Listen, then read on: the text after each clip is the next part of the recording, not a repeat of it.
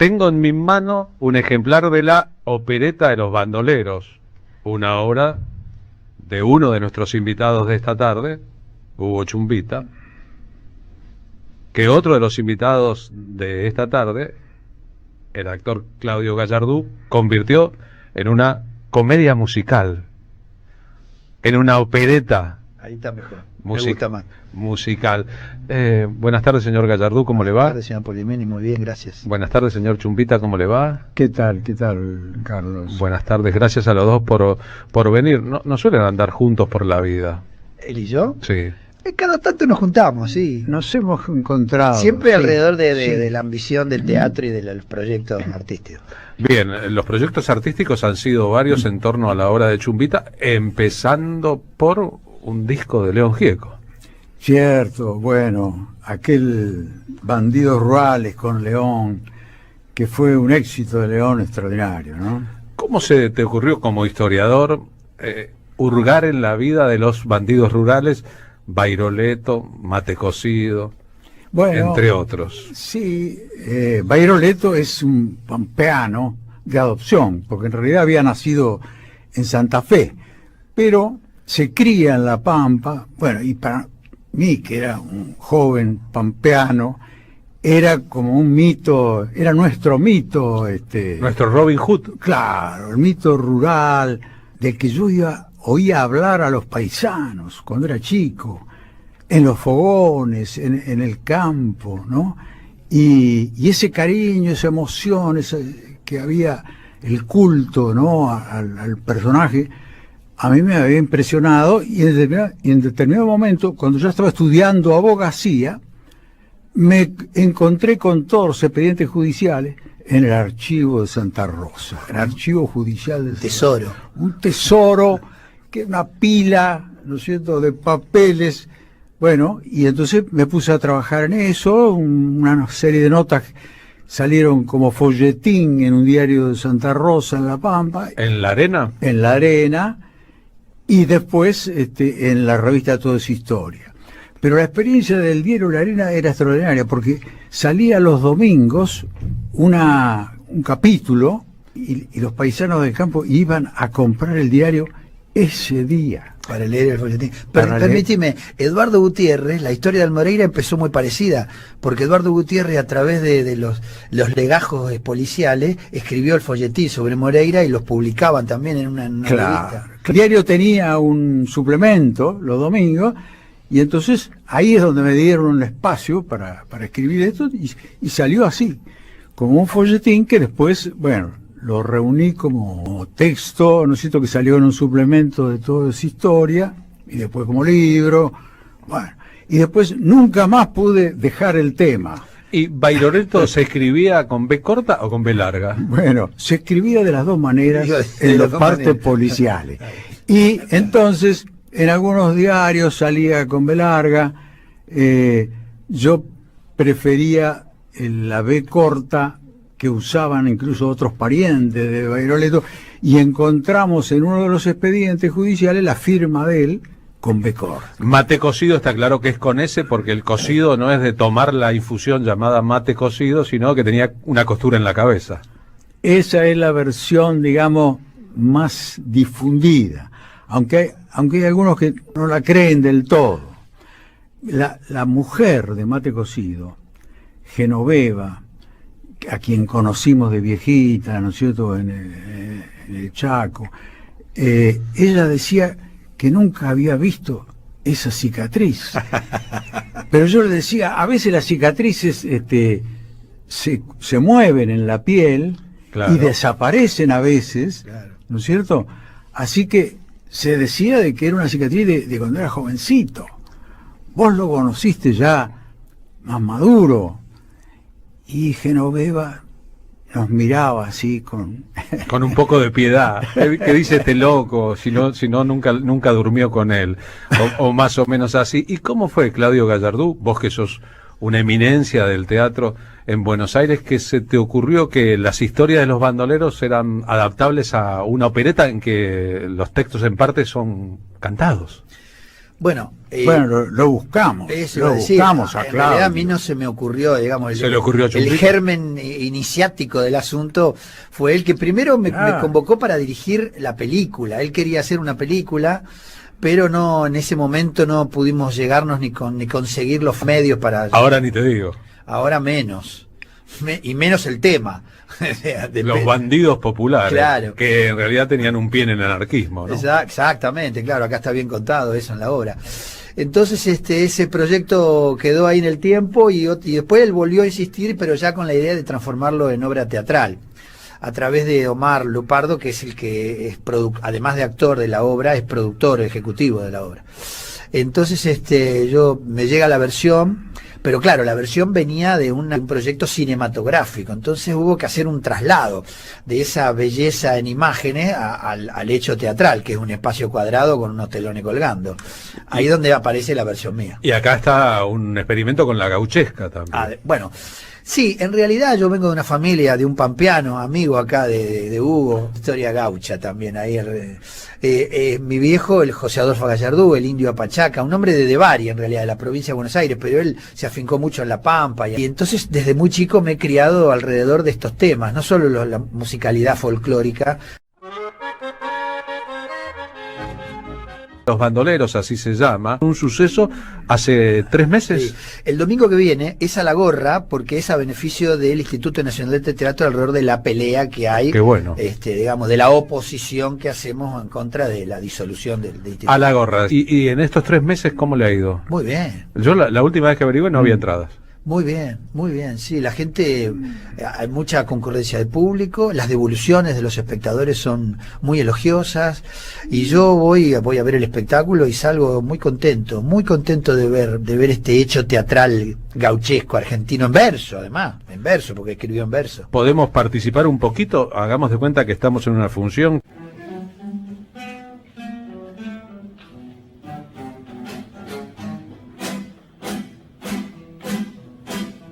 Hijos del trabajo proletario y masones confrades ajuntando, levanta del barrio portuario que anidáis por acá solamente.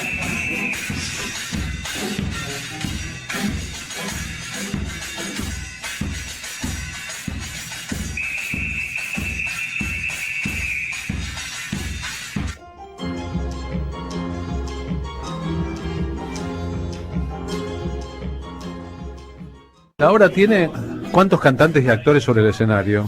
Y son como 9. Son como 9. ¿No? Uno de ellos toca en vivo Sí. la guitarra. Además Sí, hay un músico que es exacto. Hacen varios papeles, ¿no es cierto? 35 personajes son. Claro, 30. cada uno es parte de un grupo, digamos, que interpretan a todos los personajes que van entrando y saliendo de la obra, porque es la vida incluso de 3 personajes. 3 historias, sí. Claro, que se juntan. El vasco Eugenio Claro. Eusebio Zamacola es el tercero. Exacto. Claro, Mate Cocido, Zamacola y Bairoleto. ¿Qué tienen en común? ¿Los 3 eran anarcos? ¿Los 3 robaban al capitalismo con una concepción política? Esto es lo curioso, cómo ellos, siendo que no se conocen, unos en el Chaco, en el norte, a mucha distancia de La Pampa y del sur, bueno, los anarcos los juntan. Esa es la clave. Los anarcos los juntan en Buenos Aires, es en la logia Hijos del Trabajo. Patricia Bull, ocurrió hace 100 años esto, ¿eh? Claro. No creas que está pasando ahora, digo, por Esa cualquier cosa que vayan a cerrar el teatro. por cualquier cosa. Son hechos de la década del 30, de los 20 y los 30. Claro, y en aquella época los anarcos, perseguidos duramente, ¿no?, por la policía, por la represión del régimen, se refugiaban en las logias masónicas, y especialmente en esta, que todavía existe, en Barracas, y que se cuenta incluso que allí se fundó, por ejemplo, el gremio de la fraternidad. Ujú. ¿Mm? Los ferroviarios. Claro, bueno, la historia de esa logia en parte la cuenta Corbier en su libro sobre la masonería. Emilio J. Corbier. Emilio J. Corbier, un gran amigo de otros tiempos. Y bueno, y yo encontré la pista y los testimonios incluso de la gente que fue testigo de ese encuentro de los bandidos, donde se trama el golpe a la Forestal, que van a ser 2 asaltos. Algo importante de destacar, que la Forestal fue una empresa creada con capitales ingleses a partir de una deuda que la Argentina tenía con Inglaterra, y le cede un territorio entre el sur del Chaco y el norte de Santa Fe.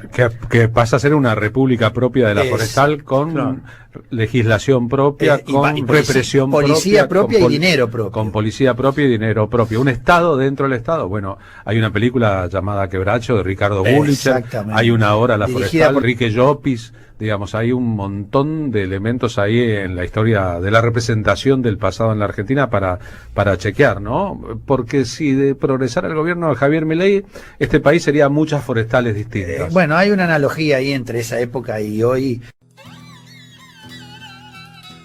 Cuando la gente sale de las funciones y les toman a las personas testimonios sobre qué piensan o qué les pasó, ¿va el público en general porque conozca de la historia, va a conocer la historia? ¿Qué pasa con la gente? ¿Por qué se llena una sala?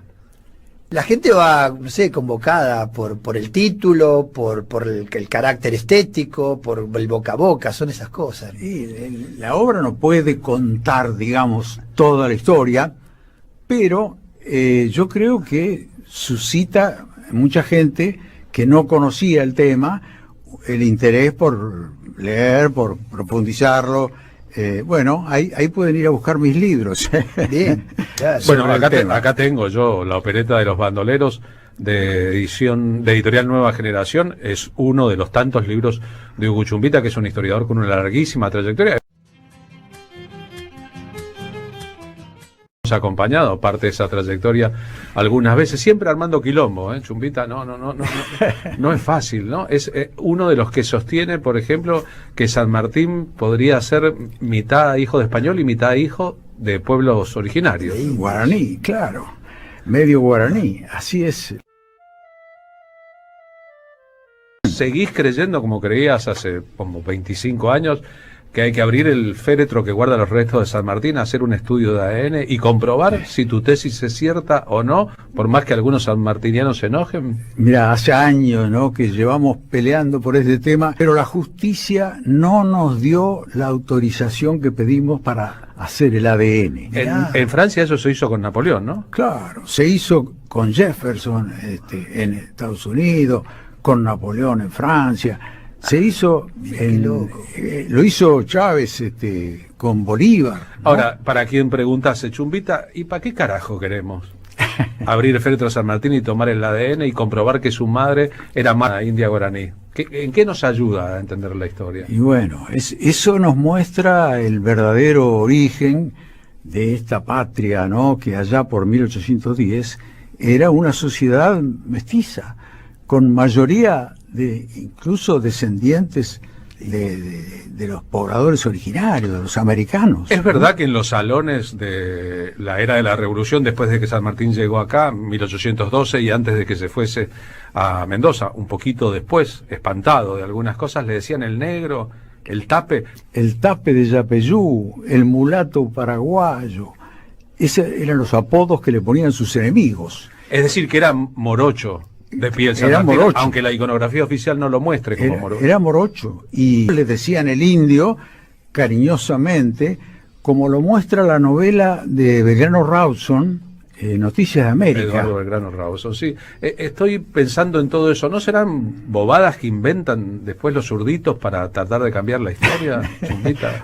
Bueno, los custodios, los guardaespaldas, digamos, de la memoria de San Martín, nos decían que esto era una conspiración indigenista.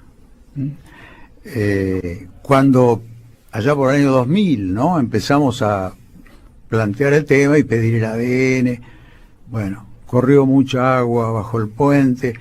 Con esa tesis, que sería muy importante porque revelaría el origen mestizo de aquel que, claro, volviéndose contra el imperio del que había sido soldado, terminó liberando 3 países de América, ¿no? Y habría que reconocer que Bartolomé Mitre, el padre de la historia argentina, bueno, hizo una historia que le convenía a la aristocracia, Claro. y que ideó la iconografía que le convenía a él mismo, ¿no? Tal vez eso sería el problema.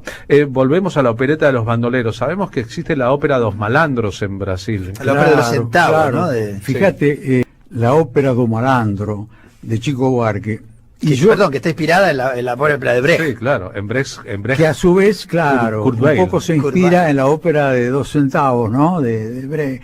Bueno, yo vi esa obra representada en Montevideo, en, qué sé yo, en los años 60. Me quedó grabado, ¿no? Esa idea de la ópera, y años después, cuando proyectamos una película sobre Bairoleto con Prelorán, Con Jorge Prelorán, con Jorge el Prelorán, documentalista. claro, yo hice una cantidad de versos para narrar la historia desde el punto de vista del teatro popular, verseado de aquella época.